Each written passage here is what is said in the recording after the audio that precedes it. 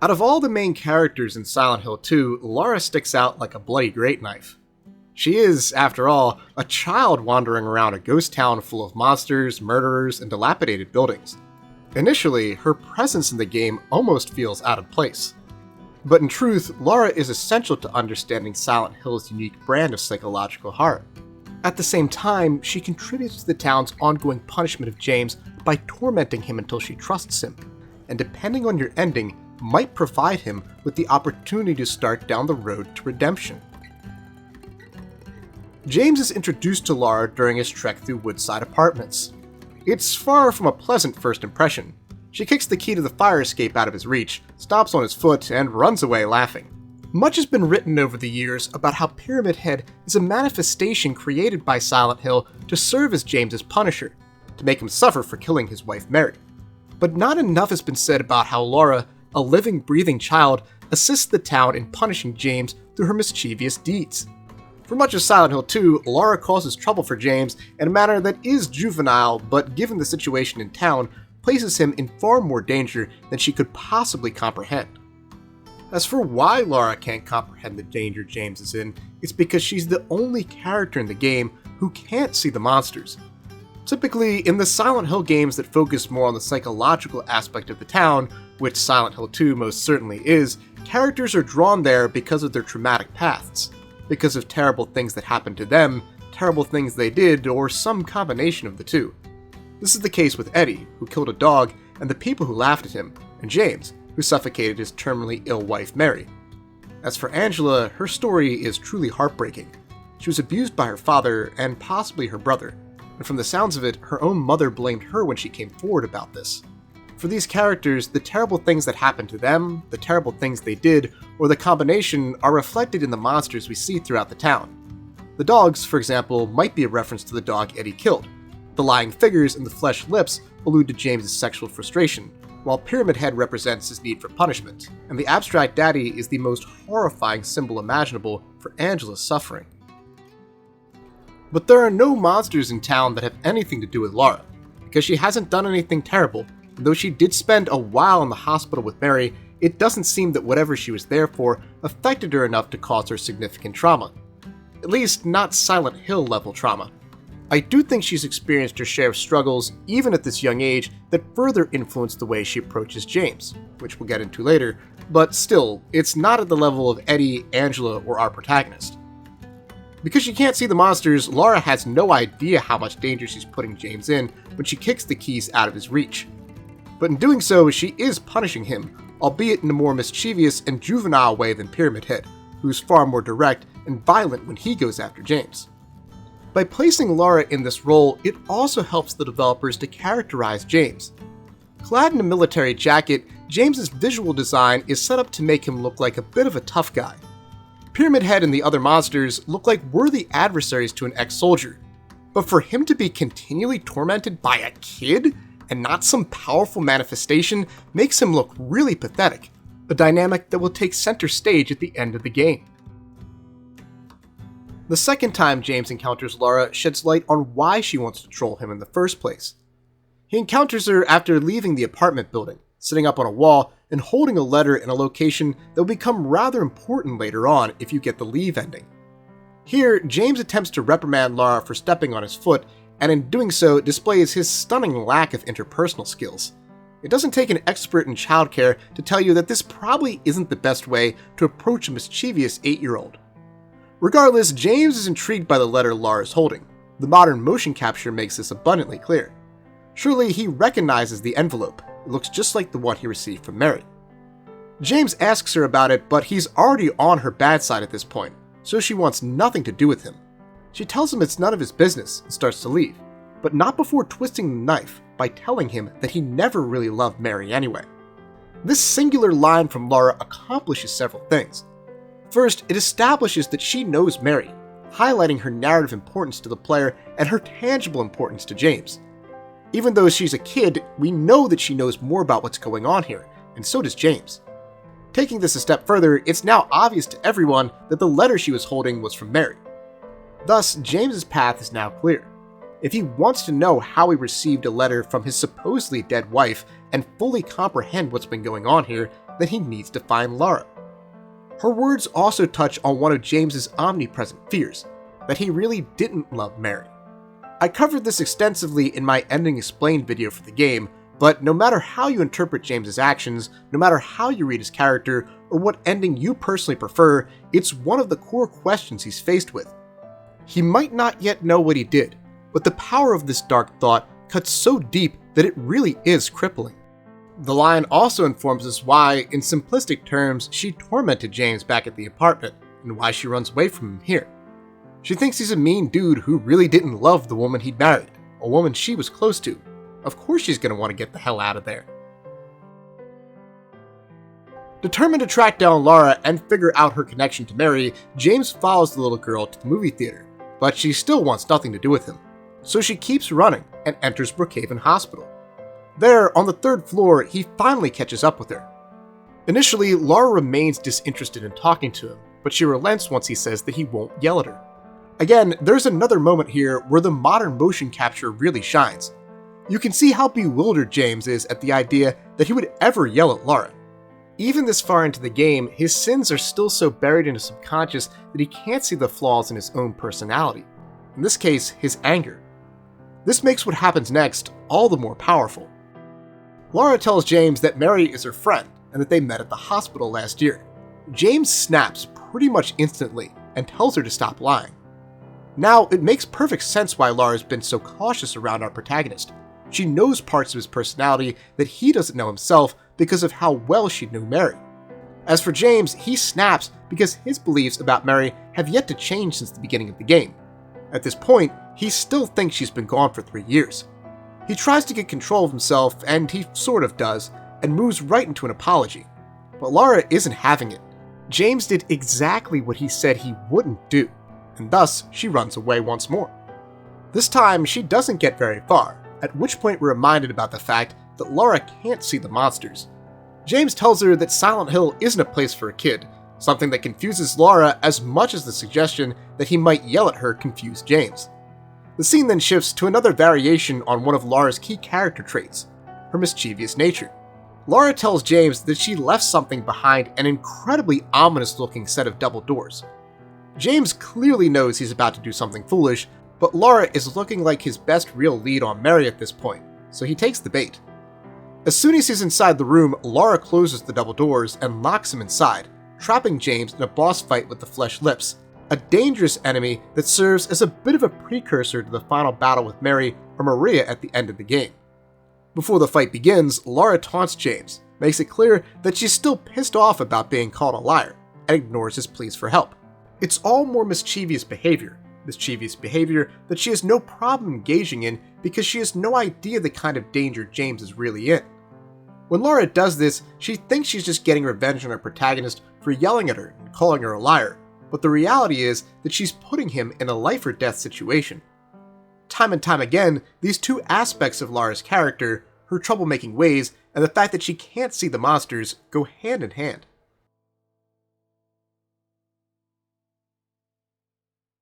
The next meeting between James and Lara has a much different tone to it.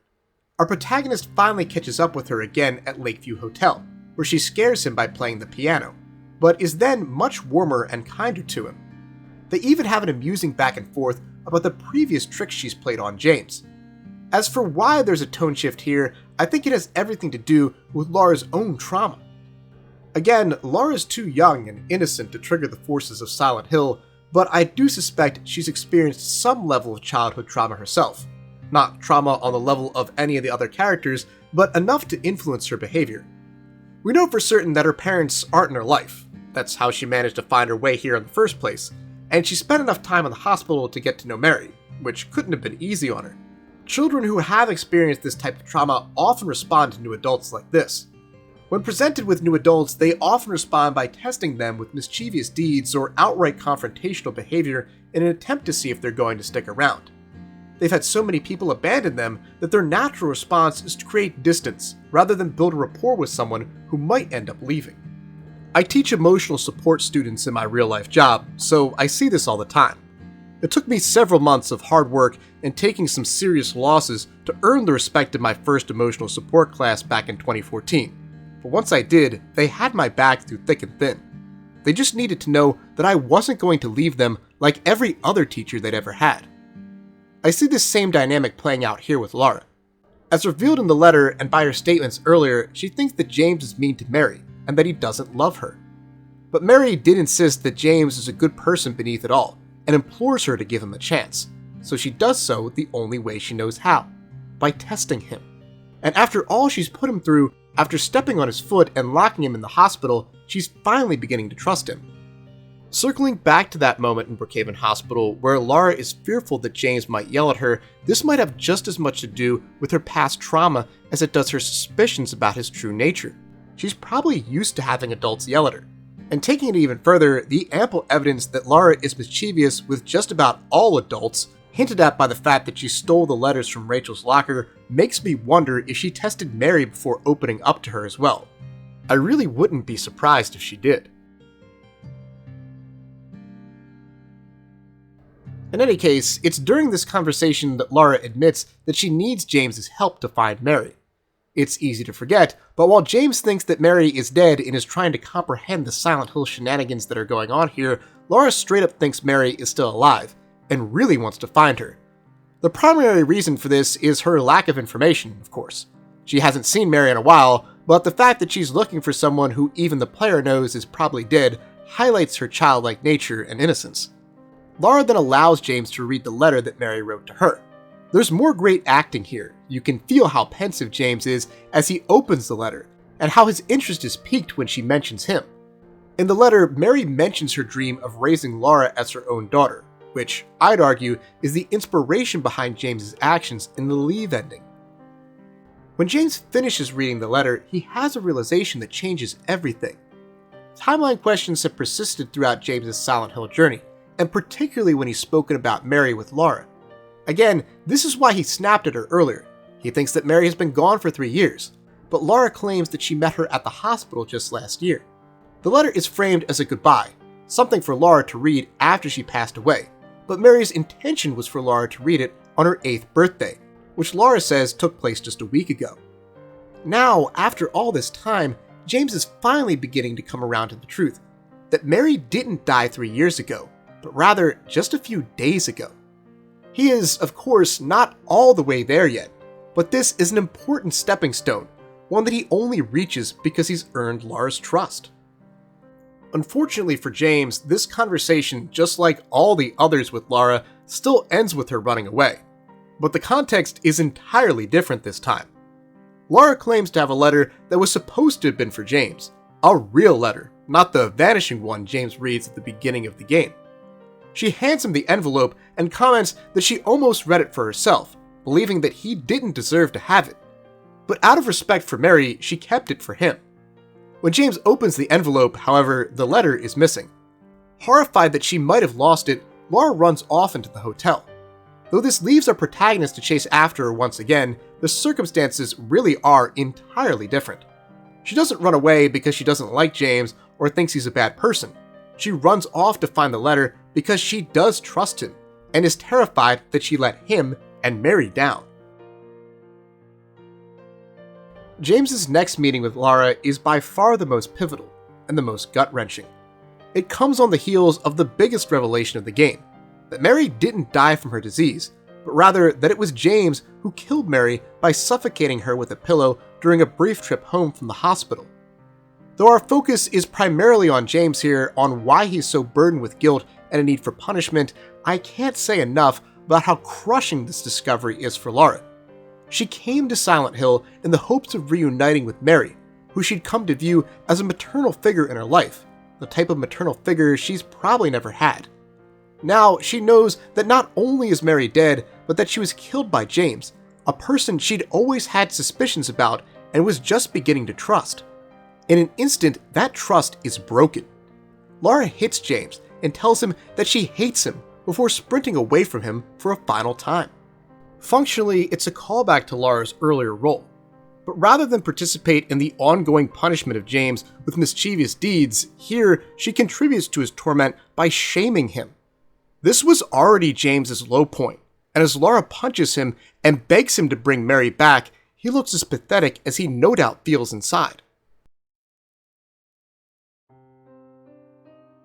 This is the game's last mandatory scene with Lara, but if you get the leave ending, you'll see her one more time. The leave ending is by far the game's most positive conclusion. Whether or not it's the most appropriate ending is up to you, but it is, without a doubt, the most hopeful one for James. If you'd like a full summary of Leave, you should check out my Ending Explained video from back in November. But to summarize it briefly, in Leave, James gets a final meeting with Mary after his climactic boss fight with Maria. It's a cathartic moment. Mary reminds James that she did say that she was ready for the pain to end, which is about as close as we'll get to her saying that she wanted to die in this intentionally ambiguous game, and outright dismisses his suggestion that he killed her out of selfishness. She then hands him her letter, her real letter, which encourages him to move on with his life, to live for himself and for others. Because despite everything, he made her happy and deserves to have a future of his own. As the letter is read aloud, we see James reunite with Lara at the very same wall where he had his first real conversation with her back at the beginning of the game. James hands her the letter, which is a pretty huge moment for him if you ask me. For him to seek Lara out in the fog, even though she now knows the truth about what he did, and allow her to have a first-hand look at this artifact from the complicated conclusion to his marriage says a lot about where he is in his Silent Hill journey. It shows acceptance, both of the fact that Mary's gone and that what he did was indeed a mercy killing. And in the Leave ending, it seems to me that Lara ends up agreeing with this notion, at least as much as any 8-year-old can. It seems to me that after reading the letter, she accepts that Mary was ready to die, and that James killed her not because he hated her, or because he didn't love her, as she probably suspected back at the hotel, but because he didn't want to see her suffer anymore. Because how else do you explain the Leave ending's final scene, where James and Lara depart Silent Hill together? After reading the letter, this must have been the conclusion Lara came to. Otherwise, she surely would have run away from him again, and found her own way out of the town. Where things would have gone for James and Lara from here is up for debate. But when you combine this scene with Mary's letter to James, which encourages him to live for himself and for others, with Mary's letter to Lara, where she makes it very clear that she wishes she could adopt her, my interpretation is that the Leave ending implies that James intends to take Lara in and raise her as his own, just as Mary would have wanted. It's not perfect. There is a dead body in the back of James's car that needs to be taken care of, and I'd recommend that Lara avoid pillows at all costs the first time she gets the flu, but it does provide James with the opportunity for redemption. It's important to remember that true redemption isn't just a last-minute face turn, like we saw from Darth Vader at the end of Return of the Jedi. True redemption is a process that begins with acceptance of one's crimes and a devotion to not only continuing to be a better person, but creating something better along with it. I don't know that there is true redemption for James, but adopting Lara at least provides him with the opportunity to engage in that process. To set down a path where he lives not only for himself, but for others, just as Mary wanted. A path that opens for him by leaving Silent Hill with Lara, the little girl who came to Silent Hill in search of the terminally ill woman who she wished could be her mother, and upon finding her husband, tormented him until she trusted him. Trust that he shattered, but can then repair in the Leave ending. And that's what makes Lara, this mischievous 8-year-old girl, so important to Silent Hill 2.